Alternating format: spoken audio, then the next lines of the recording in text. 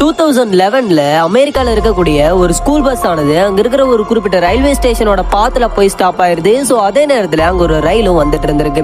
So இந்த ரீசன்னால அங்க இருக்கிற எல்லா குழந்தைகளும் அதே இடத்துல இறந்து போயிடுறாங்க. ஸோ அப்படி அவங்க இறந்து போனதுக்கு அப்புறம் அவங்க ஆத்மா எல்லாமே அங்கே அலையறதாகவும், யாரோட கார் அந்த ரயில்வே பாத்துல போய் நின்றாலும் அந்த காரை அங்கிருந்து தூக்கி வீசிடும் அப்படிங்கிற மாதிரியான ஒரு நியூஸ் அந்த நாடு முழுக்க பரவ ஆரம்பிச்சிருக்கு. ஸோ இது உண்மையா இல்லையா அப்படின்னு தெரிஞ்சுக்கணும்னு நினைச்ச ஒரு யூடியூபரான டேவிட்டும் ஒரு காரை கொண்டு போய் அந்த ரயில்வே பாத்துல நிப்பாட்டி இருக்காரு. பட் கிட்டத்தட்ட 1/2 மணி நேரம் ஆகியும் அவங்க எந்த ரெஸ்பான்ஸும் வரல அப்படிங்கிற ரீசன்னால இது போய் தான் போல அப்படின்னு நினைச்ச டேவிட் அவர் வீட்டுக்கே வந்துடுறாரு.